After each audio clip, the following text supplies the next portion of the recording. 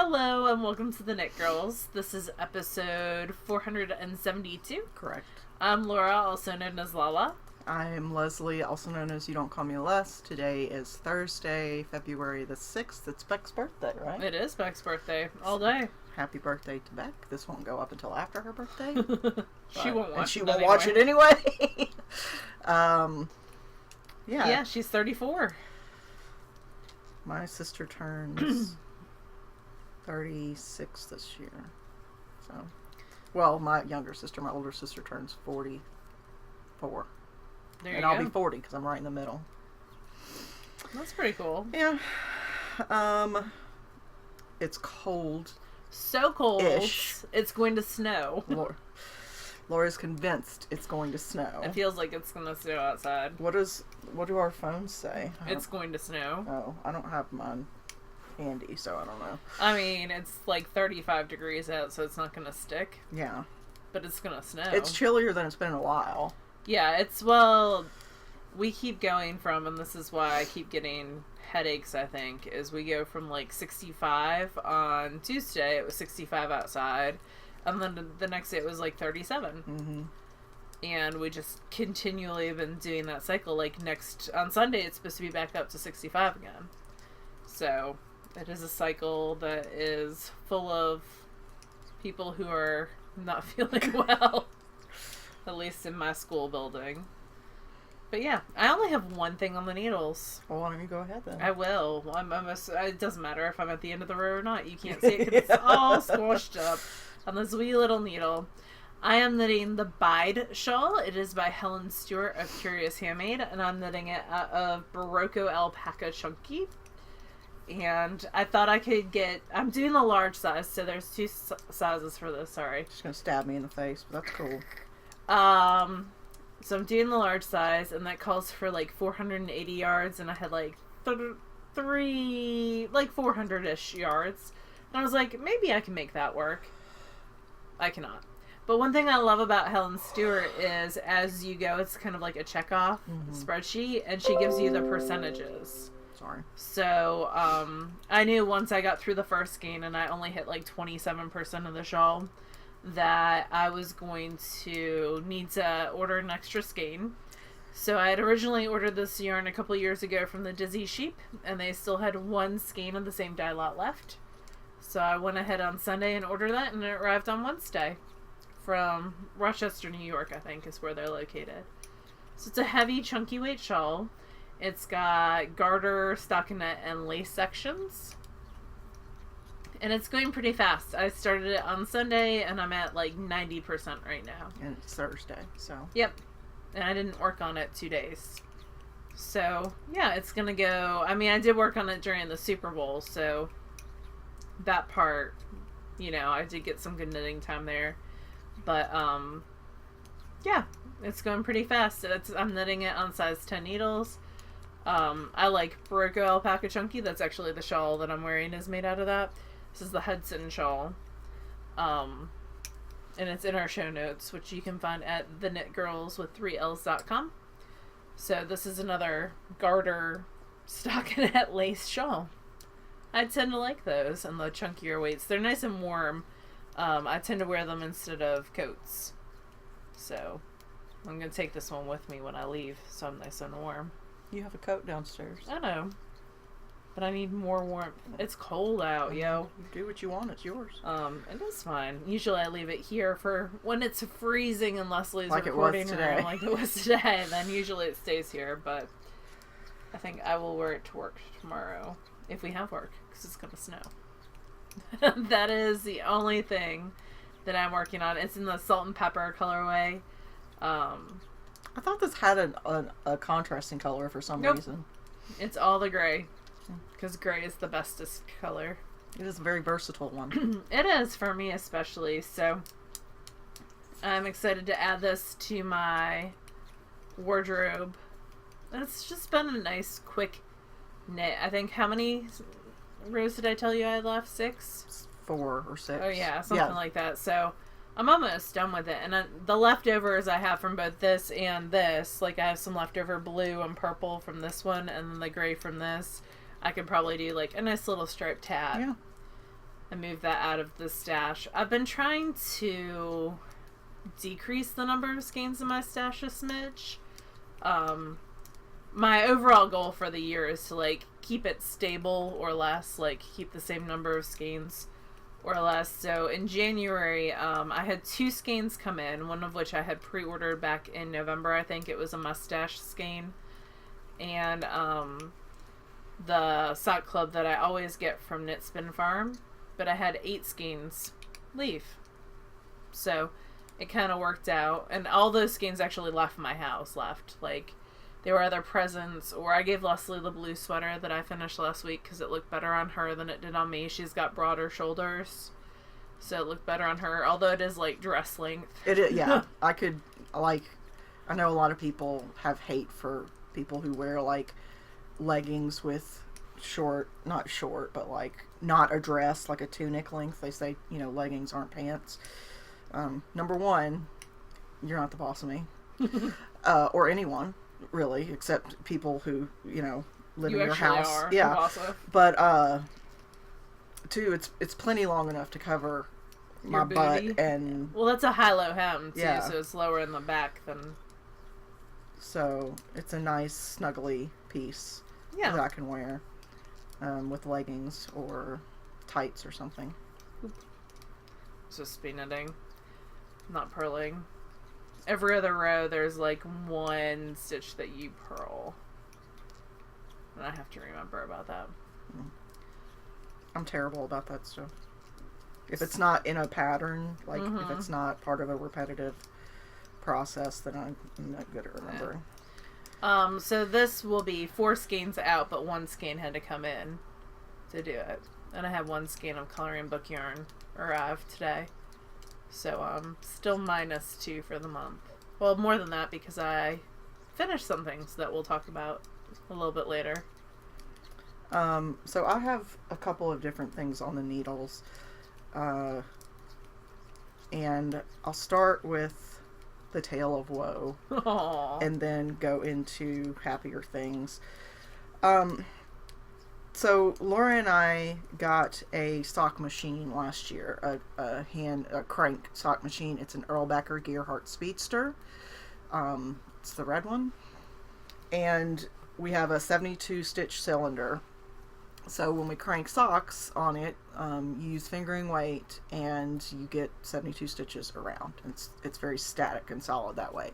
You can do short row heels on it. I'm kind of afraid to do that because I tried it on the machine I used to have, the Laguerre, and had nothing but problems. And it's incredibly frustrating to try to fix short rows on a sock machine where, like, parts of your fabric are looser than others and you've got, like, these little fork weights on them and everything. It's really frustrating to try to fix. So I've been looking for, I normally just do an afterthought heel, a true afterthought heel. I just, pick up the stitches and snip the yarn and then do a heel, which is exactly the same as doing a toe for me.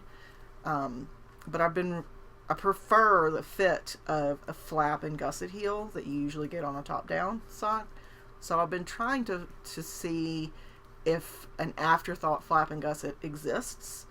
And I don't really think it does, at least because an afterthought heel, if you do it like you would a toe, so you start with all your stitches in the round and then you slowly decrease, down and then Kitchener at the end. That creates a sort of half spear shape, slightly conical, but sort of a half spear shape. It's like a wedge. And the shape of a flap and gusset heel is very different. It's longer and not as deep as it is long. So it's very hard to explain. But I had hopes because I have this... Oh, it's right here. I'll put it here so I wouldn't lose it. So this brilliant book by Laura Neal, Sock Architecture. She goes through a bunch of different types of heels. Not just heels, but the entire sock. And I want to preface this by saying this book is brilliant, and I don't have a problem with this book at all. The problem I had was making my brain understand what the book was telling me. which is my fault, not the author's fault. So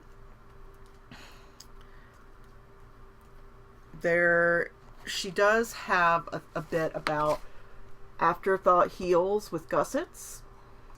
And so I thought, that could be interesting, right? So there's, most of a page of directions about what you should do. And then there's pictures of the process, which the pictures are great. Although I think if she had done a heel in an alternate color, it would have really helped, because everything was in one color, so I really couldn't see what she was trying to tell me. Gotcha. In this. But, so I tried it. Again, not the problem of the pattern, the problem of the person with spatial reasoning problems. So, I had cranked these a while back, and I wasn't super attached to them, so I thought, okay, well, I'll try. And I spent most of an evening on this, because I have a really hard time visualizing geometric shapes and how they would, like, fit together. So, like, those puzzle games that are on the IQ test where you have to, like, rotate a die or a cube until it looks a certain way. Oh, God, I hate those. Because I really struggle with spatial reasoning. But what I found out is that, so she has you, when you start the heel, she has you add stitches on one side of the heel, knit across the heel with waste yarn, and then add stitches on the other side, and then you basically continue as usual with your working yarn, decreasing as you go. And so I did that. The problem is that it's really a forethought heel and not an afterthought heel. So in order for this to work, you have to build the stitches into the sock as you're cranking it, or as you're knitting it. It's not going to work on a cranked machine. It's not, because you can't increase your stitches like that.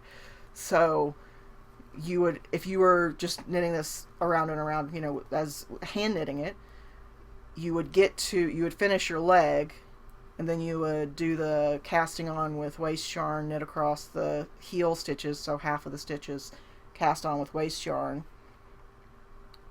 however many, and then you would pick right back up with your working yarn, knit across that waste yarn, and start decreasing immediately down. And then when you've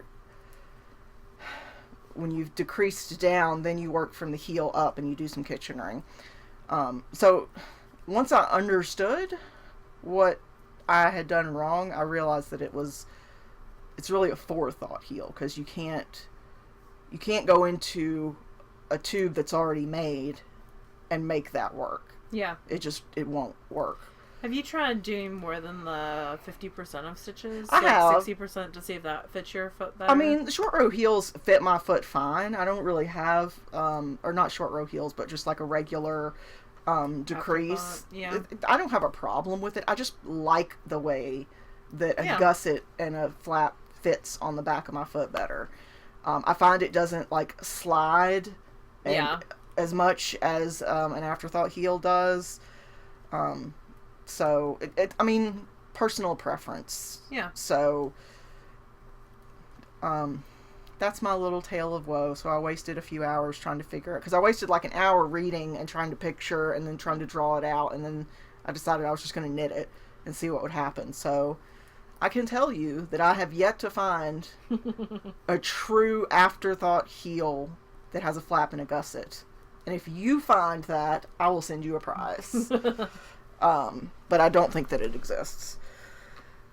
Alright, so that's what I sort of worked on a little bit. I haven't worked on the cat couch at all this week.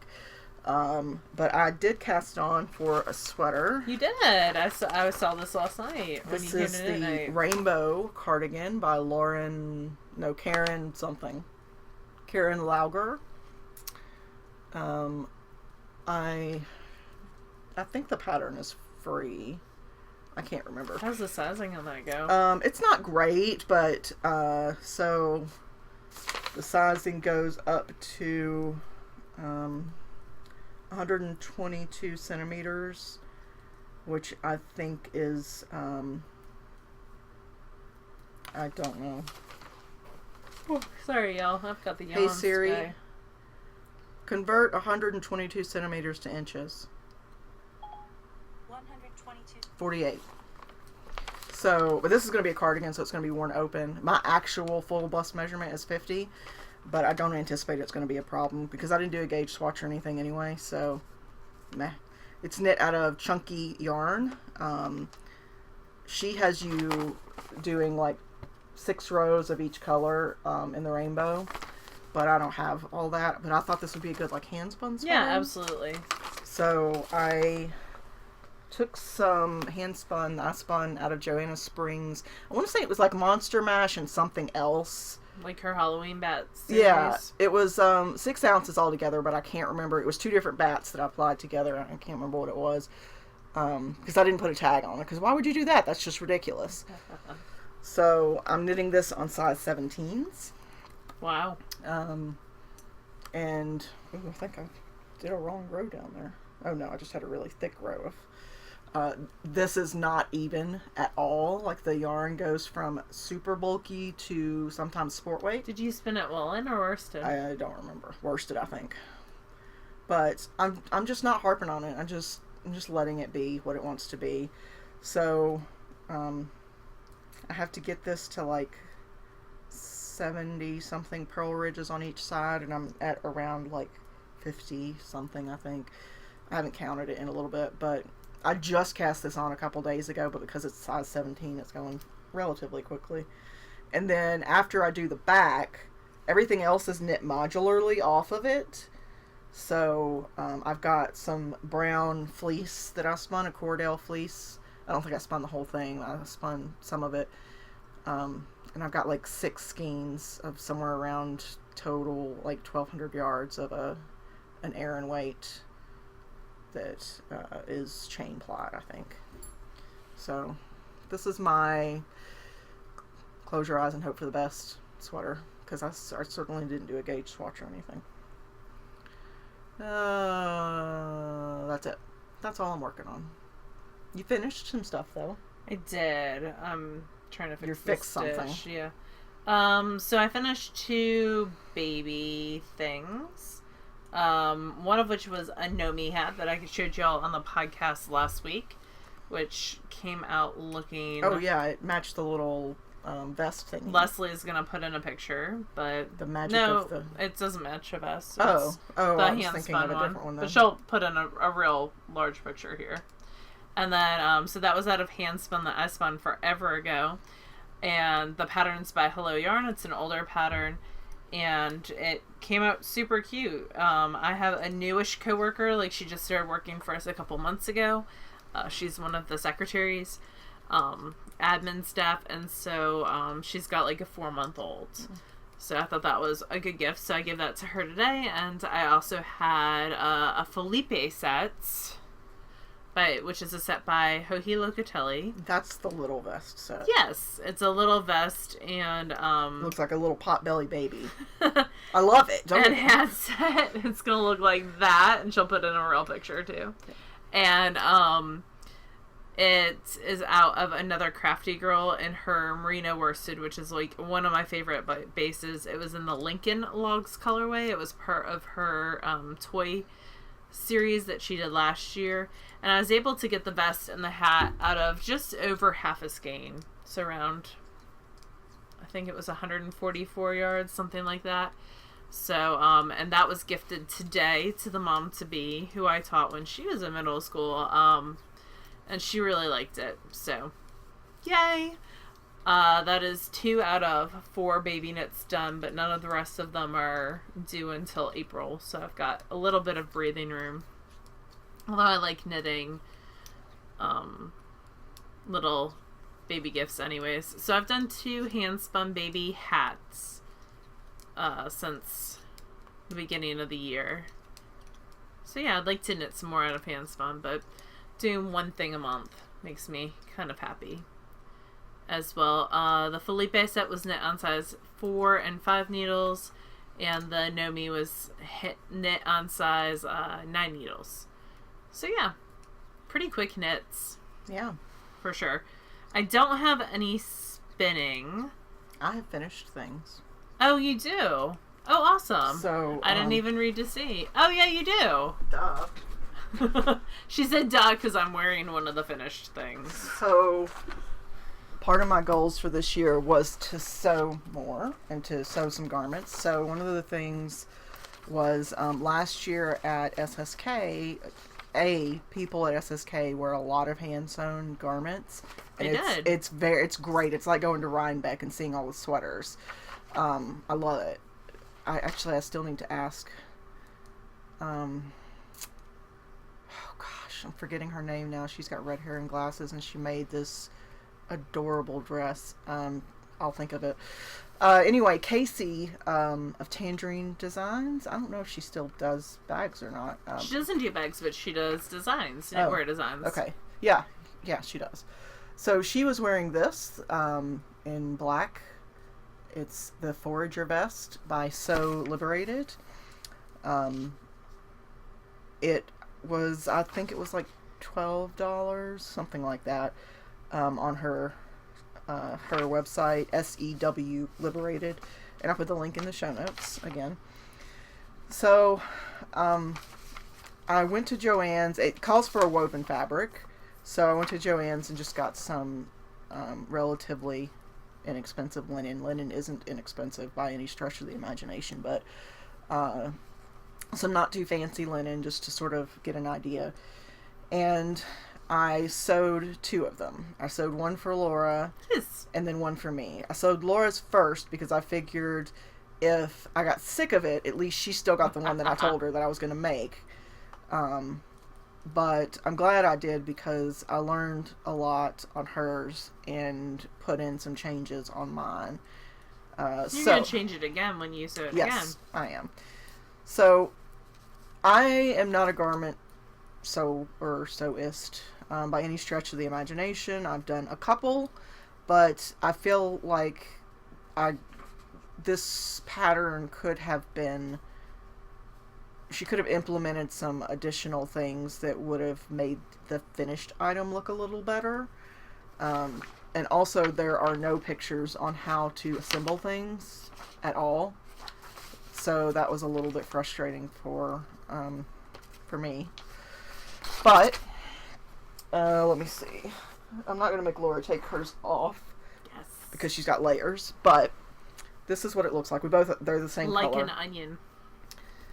So, it's got this cute little placket detail in the back. Yes, I like that a lot. Also, it's linen, so if you breathe on it, it's going to wrinkle. So don't judge my wrinkles. She says if you're feeling adventurous, you can do French seams, but otherwise your seams would be exposed. I did French seams on everything because I don't like exposed seams. They fray, and it bugs me. But doing French seams is the reason I spent like an hour or 2 hours ripping yours out over and over, because to do French seams, first you have to sew the wrong sides together and then the right sides together, and I kept doing it backwards. I was like, okay, I'm ripping it out. I need to do it this way. And then I would do it wrong again. And then I'd rip it out, and then I'd be like, no, seriously, I need to do it this way. And then I would do it wrong again. So it's a long vest. It's not super long. It's long, yeah. It's like, it goes to sort of mid-butt, maybe. A high butt. For me, it goes to, like, waist. Oh. Mine goes to sort of high butt. Would you like to see it on both of us at the same time? Because we can totally do this. I feel like high butt is a fat squirrel term. High butt is a fat squirrel term. So on me, yeah, it's a little bit beyond the waistband. Yeah, so mine goes to sort of mid-butt. There's my butt. Haha. Mine goes right to the line of mine.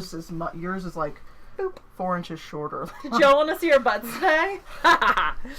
So yeah, I wore mine at work today, and it was super comfy. And I got to fill my pockets with pens and okay, now that you're up, take it off because I want to show the corner. I'm the boss of you. Yeah. So, it's got these great big pockets, which are great. I'm a big fan of big pockets. I filled them full of stuff, and because it's woven fabric, it won't sag. Yeah, they weren't super saggy. Although one side was, when I had my cell phone in one side and not the other, it was a little uneven. All right, let me see if I can get a better. There we go. So it has you do the pockets, and then it has you sew the pockets down, but they're really close to the bottom of the garment. And for me, I wasn't sure why you wouldn't just incorporate it into the bottom. It would give it extra strength as well. And the same for here at the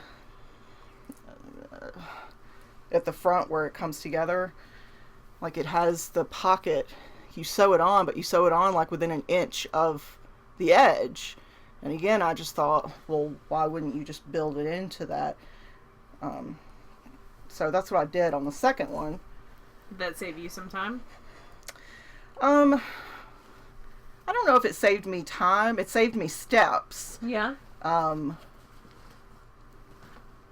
Maybe. I don't know.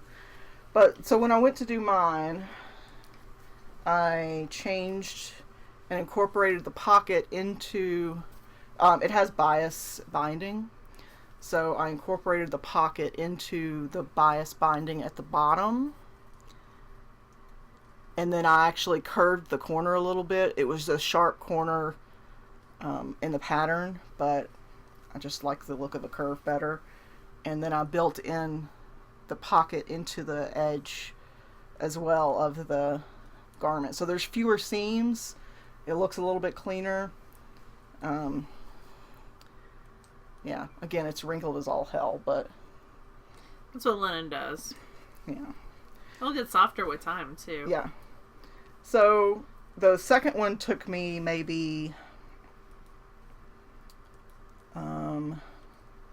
3 hours of sewing once I got the pattern cut out and everything. I did that over at Laura's. And that one took me maybe like 8 hours because, like I said, I ripped it out so many times because I can't read directions apparently. But yeah, I like it. I'm going to do some more, and when I do them again for Laura, I'll make hers a little longer, probably about 4 inches longer, and maybe for Laura about 2 inches deeper on the lapel. Wider. Yeah. For me, I'll probably make it like 4 inches deeper on the lapel. I have a bigger chest than Laura does, and so mine is, these are true stories, further out. So I'd like it, I don't expect it to meet, but I'd like it to at least like cover the nipple. That'd be good. You're hearing all sorts of fun words today on the podcast. You're welcome. They're just body terms. Let's see. Yeah, that's it. If you have suggestions on where I can buy fabric that isn't Joann's, I don't have a problem with Joann's, but they have a limited stock. And I'm looking for more like garment fabric. Woven. Right. I don't need jersey. Joann's has a pretty good selection of like knits and jerseys, so I don't need that. But I'm looking for mostly wovens and at not exorbitant costs. Have you looked at Mood? I have, and they have some really interesting stuff. But I'm kind of waiting because Laura and I are going to Scotland next month. Next month? That is true. It's like a month from tomorrow. Wow. That is very true. Wow. And so we'll be in Edinburgh. I sound like a native, don't I? Edinburgh. With that southern twang on it. And there's a couple of shops there that I'm interested in visiting, and I thought it would be really cool to get some fabric there and have it be like a, memory piece. Yeah, absolutely. And we are visiting Amy Florence, but we don't have a schedule of things that we're doing, so yeah, we're just kind of hanging out. If there's a public knit night or something in Edinburgh that you're a part of, you should message us maybe. Yeah. We'll see if we can come. Yeah, definitely. We're going to try to make it to Ysolda's shop, I think, at least once. We're thinking about doing the Royal Mile because it's a lot of walking, but it's also a lot of stopping and eating and shopping and stuff, so yeah, we'll see. People like me need as much downtime as extrovert time, though. So, what else? What have you been reading? So I finished The Forgotten Girl by India Hill Brown. It was really, really good. A little bit of history, a lot of ghost story. So I really enjoyed that. And that's a middle grade book. And then one of my students was reading Maybe He Just Likes You and recommended, and that's by Barbara D. That I picked that up next. I have a huge stack of books, so I'm kind of like paralysis analysis right now with books. So I'll probably try to pick that up. That is, I don't want to call it like a Me Too movement book, but a lot of times when girls are touched inappropriately, it's kind of like, maybe he just likes you. He just likes you. That's why he keeps touching you. It's like the kindergarten. If the boy hits you, it's because he likes you. Yeah, and that's not acceptable behavior. And the main protagonist in this book, she's in band, and she's going through that situation and learning how to respond correctly to that situation, because you can't just smack people so what, or do whatever. What is she learning is the correct way to respond? Well, I don't know. I haven't read it yet. So I look forward to your... Yeah, so I'm interested in reading that, and it's supposed to be really, really, really good. Because I know how I would respond. Would it be smacking someone? And followed by expletives. Yeah. And threats. Yeah. Yeah, it's probably not appropriate for a kid's book. No, and it's a middle grade book, so I'm interested in that. Genesis Begins Again is another one that I want to read. There's a movie that came out called Just Mercy. Mm-hmm. And there's a young reader's edition of that I want to read. So I just have a lot of stuff that I want to read. I just need to actually find time to read. Yeah. I took a day off of work this week for a migraine, and so I didn't have, since I've been, I missed a whole day. It's just been kind of running around trying to make up that time since I've been back. So it's hard missing a day, because then it feels like 8 times the amount of work to do when you get back. But yeah. And I have a Scholastic book fair coming at the end of the month, so I've been previewing those books a lot as well. Yay. So does it finish before we leave? Or? Yes. Okay. Cool. I mean, it doesn't, but it's going to.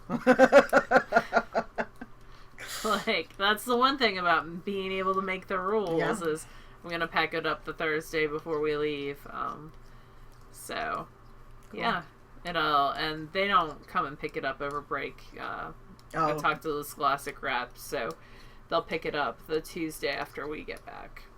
So that's good. Scholastic's pretty flexible. They're pretty easy to deal with. As long as you do your job, they're going to do their job. Cool. As far as me, I've been re-listening to 14 by Peter Klein's. His new book, Terminus, came out last week. My friend Alan in Vegas, he's listening to it. And he was only like 5 chapters in yesterday, and I was like, just tell me if it's good. Because I didn't like the 3rd book in the series, and this is the 4th. I didn't like is a strong term. I didn't like it enough to really re-listen to it. Whereas I've listened to 14, which is the 1st book in the series. This has got to be my 7th or 8th time listening to it, because I just really like it. But he said it's good so far. I'm saving it for travel. And I'm still reading the Dowser series. It's one of those series that, like, you read books 1, 2, 3, and then you have to go to another series and read book 1, and then you come back, and then you read books 4 and 5, and then you go to another series and read book 2. Yeah. So I'm on the 5th book, but it's really the 6th book. Do they have, like, a reading order? Yeah. That's good. Yeah. I hate, like, people who do that but don't put, like, a suggested reading order. It makes it very difficult. So it's the 5th book in this particular series is called Maps, Misfits, and Other Forgotten Magic. It's by Megan Sienna Dodge. Doidge or something. I don't know how to say her last name, but it's linked in our show notes, as is everything. Show notes are at TheKnitGirlls with 3Ls.com. I cannot stop yawning today. I apologize, y'all. I don't know what the deal's going on.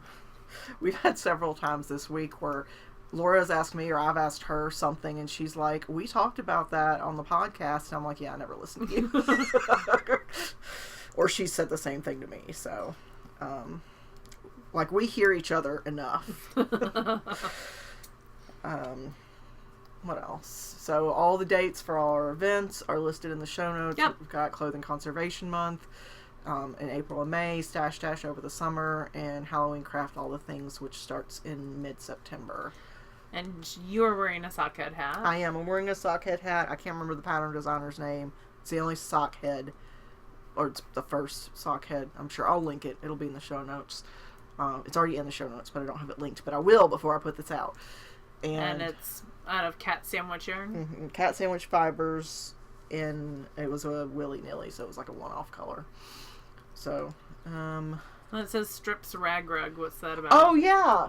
I forgot that. So this was another thing that I've been working on this week. And I was working on it on one of those 65-degree days Laura was talking about outside. So this is a project I just work on as I have time. But I'm taking old sheets, and then I tear them into strips of like 1.5 to 2 inch wide. And then I'm braiding them into, a long braid. And then what I'll do once I get enough is I'll sew them into a rug. Oh, okay. And the idea is I want my rugs to be washable. I want to be able to throw them in the washing machine. Because I have pets, and eventually, they're going to need to be washed. So I plan on making several smaller rugs to put around, especially in my living room. And they're really easy to sew together once you've braided them. And there's actually methods where you can braid them into the shape. That's too hardcore for me. I'm not going to do it. Are you going to like Goodwill to get these sheets? Yeah, I've been to Goodwill. You can get a flat sheet for like $2 at Goodwill. Some of them were mine, but mostly we use jersey sheets on the bed, and you can't tear those into strips. It doesn't work that way. Because they're knit, not they're woven. knit, not woven. Yeah, so they just fall apart. You need a woven sheet. But yeah, so I got some. You should get like some Care Bears ones I or something like that. I looked for some like super retro ones, but I didn't find any. But I remember I got like half a dozen, and I went to the cashier, and she's like, "Did you check there weren't any stains or anything?" I was like, "Oh, it doesn't matter. I'm just going to rip them up anyway." And then I had to have a conversation about why I was going to do that. But yeah, they're just old sheets. I do it outside because I tie part of them to a post and then walk backwards as I braid, because it takes a lot of space to do this, and you need something solid to tie it to. Yeah. But what's funny is I texted your mom a picture of braiding them, and within 5 minutes she texted me back a picture of like 4 books and some supplies for rug braiding, and she's like, "Do you want these?" And I was like, "I didn't even know those existed." So, but now they could be yours. Now they're coming with her when she comes to watch Pearl. So that's exciting. Yeah. So it's a slow process. And she found like a cashmere goat farm in her area that she wants us to visit next time we come. That's cool. Yeah. So yeah, I'm trying to do some repurposing this year as well. So that's something I've been working on. Also, tearing sheets is very satisfying. Is it? It's like when you watch Project One Runway and they tear the fabric. Yeah. You get to do that over and over. It's very satisfying. Interesting. Do you have to like cut it to start it? Yeah, you cut you snip like the edge, and then you can just a notch. Interesting. But it makes a huge mess. I bet. Because you got loose threads on the edge that you have to get rid of. Yeah, it makes a huge mess. Pearl made a huge mess rolling in the yard last night. We've had rain for 2 days, like cold rain. And so she decided she was going to roll in the mud and then jump on my bed. And I was like, dude, what are you doing? This is not cool.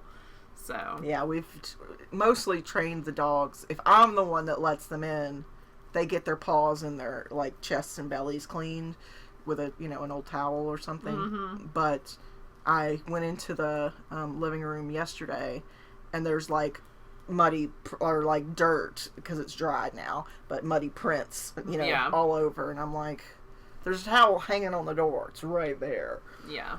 Pearl doesn't like people touching her paws or anything touching her paws, so she's a little bit harder to get clean. But after she did that, her paws were clean. She got kicked out of the bedroom, I heard. She did.